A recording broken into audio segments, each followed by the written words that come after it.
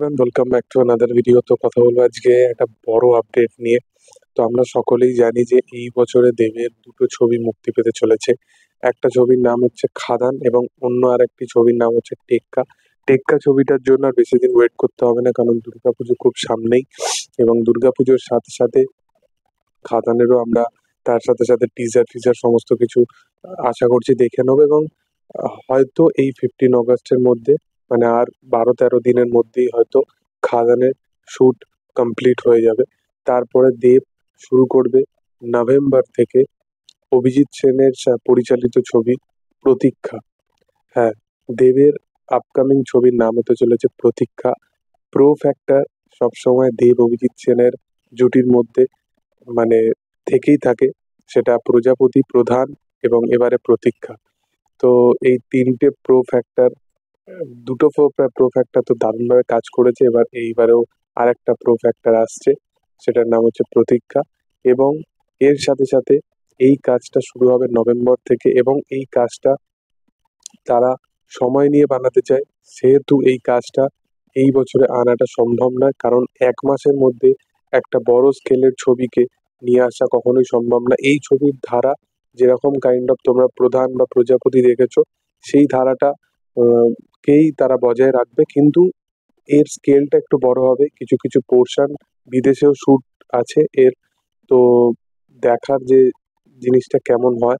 এবং এর সাথে সাথে মিঠুন চক্রবর্তী এবং দেবের জুটিকে অনেকেই পছন্দ করেছিল প্রজাপতি, এবং প্রজাপতি ছবিটা না এখন আমাদের কাছে নতুন হয়েই আছে।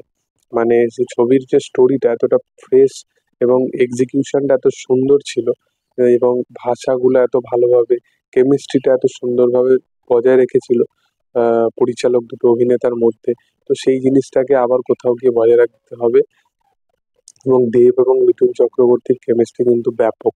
তারা একসাথে যখনই স্ক্রিনে এসছে, বাবা ছেলের হয়ে যখনই এসছে, সম্পর্কটা কিন্তু অ্যাকচুয়ালি দেখা গেছে। এবং এই সিনেমাতেও তাদের যে বাবা ছেলের জুটিটা, সেই একইভাবে তারা ফিরছে। এটা প্রজাপতির সিকুয়েল নয়, এটা নতুন একটা ফ্রেশ স্টোরি।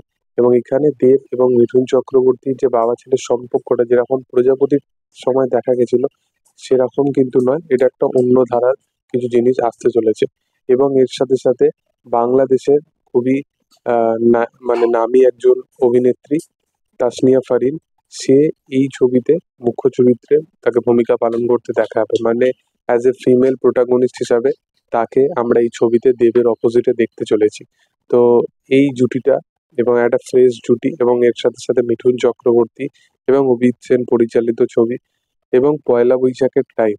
তো শোনা যাচ্ছে যে খাদানের এই ডিসেম্বরে মুক্তি পাওয়ার জন্য, এই ছবিটা ডিসেম্বরে তো আসবে না, এই ছবিটা তারা প্ল্যান করছে আগামী বছর 2025-এ পয়লা বৈশাখের টাইমে তারা প্ল্যানিং করছে এই ছবিটাকে আনার। দেখার যে কি হয় আগামী দিনে। তোমাদের এটা নিয়ে কি বক্তব্য, কতটা কি এক্সাইটেড, অবশ্যই কমেন্ট সেকশনে জানাতে পারো। ভিডিও ভালো লাগলে অবশ্যই লাইক শেয়ার সাবস্ক্রাইব করে দিও। Thank you all, by.